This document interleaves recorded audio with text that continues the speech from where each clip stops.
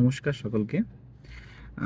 আজকে একটা বিষয় আমরা সবাই কয়েকদিন ধরে সোশ্যাল মিডিয়াতে দেখছি, মা শ্যামসুন্দরীর মন্দির নিয়ে একটা বিভ্রান্তি শুরু হয়েছে, একটা বিতর্ক শুরু হয়েছে।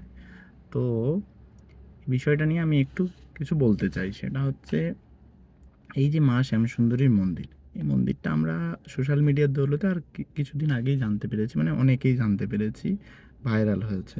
কিন্তু আমি বা আমরা কয়েকজন অনেক দিন আগে থেকে, মানে 2021 20-21-এর সময় থেকে আমার সাথে ওই মন্দিরের যিনি পুরোহিত, মাননীয় ইন্দ্র সেন ভট্টাচার্য মহাশয়, উনি শিয়ালদা ডিআরএম অফিসে কর্মরত। তো ওনার সাথে আমার পরিচয়, ব্যক্তিগত পরিচয় হয়, এবং ওনার বাড়িতে যে মন্দির আছে সেই মন্দিরে আমরা প্রতি অমাবস্যাতে আমাদেরকে ডাকতেন, আমরা যেতাম। এখানে প্রসাদ, মানে উনি প্রসাদ খাওয়াতেন সকলকে, সকল ভক্তদেরকে। এবং সত্যি নিপাট ভদ্রলোক মানুষ, মানে শাস্ত্রীয় জ্ঞান, ধর্মীয় জ্ঞান উনি যথেষ্ট বহন করেন। এরপর উনি ওখানে যে ছোটো ছোটো বাচ্চাদের আছে, বাচ্চাদেরকে উনি গীতা পাঠ, মন্ত্র শেখানো, এই সব কিছু করতেন। তো পাড়ার মধ্যে ছোট্ট একটা হরিনাথ দে স্ট্রিট, মানে মানিকতলা এরিয়ার ওই জায়গাটা যারা আমরা গিয়েছি তারা দেখতে পাবো যে ওখানে অনেক ছোট রাস্তা। তো সেই রাস্তা নিয়ে অনেকের সমস্যা হতো, মানে যেহেতু অনেক ভিড় আসতো, তো সেই প্রথম থেকে একটা সমস্যা ছিল। এরপর মাঝেই শুনি, মানে মাঝে 2022-22-এর শেষ নাগাদ শুনলাম কি ওখানের, এবং আমরা যখন যেতাম তখন এটাও দেখেছি যে স্থানীয় তৃণমূলের কাউন্সিলর, মাঝে মধ্যে শুনেছি কুণাল ঘোষও যেতেন ওখানে মায়ের মন্দিরে পুজো দেওয়ার জন্য। পুজো সবাই দিতে পারে, দিতে যাওয়াটা উচিত, এবং হিন্দু হয়ে হিন্দুর মন্দিরে যাবে তো স্বাভাবিক বিষয়। তো সেই দিক থেকে তারপর শুনলাম কি মাঝে যখন কলকাতা পৌরসভা ইলেকশন হয়, সেই ইলেকশনের সময় ওখানকার যে স্থানীয় কাউন্সিলর, উনি নাকি মায়ের মন্দিরে ওনার সস্ত্রীক উনি গিয়ে ওনার মায়ের কাছে একটা মানত করেছিল নাকি পুজো দেওয়ার জন্য। তো শুনেছি, এটা আমি শোনা কথা। তারপর তারপর শুনি যে ওখানে ওই বাড়িটা, যে বাড়িটাতে মন্দির, সেই বাড়ির দোতলা ছাদ করার জন্য তৃণমূল থেকে, মানে স্থানীয় কাউন্সিলর বা বাকি সব কিছু এদের থেকে 2 লাখ টাকা কাটমানি চাওয়া হয়েছে। তো এনারা অনেক কাকুতি মিনতি করার পর ওইটা নাকি 1,30,000 বা কততে একটা ফাইনাল হয়েছে। তো এরকম একটা ঘটনা আমরা শুনেছি।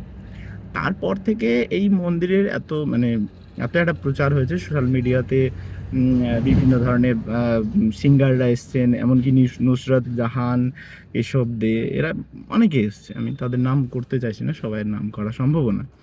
তো তারা আসার পর এখানের মন্দিরে মানুষের ভিড় জমতে থাকে। ভিড় জমতে থাকার স্বভাবতই একটা ভিড় ওইটুকু রাস্তার মধ্যে সামলানো চাপের বিষয়। তো তারা একটা ট্রাস্ট নির্মাণ করে তারা সেই মন্দিরটা চালায়। খুবই ভালো জিনিস, আমিও গিয়েছি মাঝে মধ্যে। তো আমি যতবার গিয়েছি তার মধ্যে কখনোই মনে হয়নি এরা কোনো দিন টাকার জন্য বা কিছুর জন্য মাকে নিয়ে ব্যবসা বা এই সব যে ধরনের ঘটনা, সেটা করে থাকতে পারে। তো রিসেন্টলি যে ঘটনাটা হয়েছে 1লা জানুয়ারির দিন, সেটা আমরা যেটা দেখলাম ভিডিওতে কয়েকটাতে, সেখানে কুণাল ঘোষ, তার বক্তব্য হচ্ছে যে ওই মন্দিরের ট্রাস্টি, যেটা ট্রাস্ট হচ্ছে, সেই ট্রাস্টে তৃণমূলের নেতাদেরকে নিতে হবে, তবেই গিয়ে সব ঝামেলা মিটে যাবে। তার এখন যেমন কাজ, শাসক দলের যেমন কাজ তেমন, মানে সব কিছুতেই যে কাটমানি খাওয়ার যে প্রবণতা, সেই প্রবণতা থেকে তারা এটা করেছে। এরপর স্থানীয় লোকজনদেরকে খেপিয়ে, মদ খাইয়ে তাদেরকে ওই মন্দিরের বিরুদ্ধে একটা বন্ধ করার চক্রান্ত তৈরি করেছে। এটা খুবই নিন্দনীয় একটা ঘটনা। মানে মানুষ, এই ঘটনাটা হিন্দুদের, আমি অনুরোধ করব যে যত হিন্দুরা মায়ের কাছে পুজো দিতে যেতেন, তারা অন্তত এই বিষয়টায় প্রতিবাদ করুক। আর এখন না প্রতিবাদ করলে আর কোনো দিনই আমরা প্রতিবাদ করতে পারবো না, কারণ অন্য কোনো ধর্মের এই ঘটনা ঘটলে তার কিন্তু প্রতিবাদ করার ক্ষমতা কারোরই থাকতো না। এটাই বলার ছিল।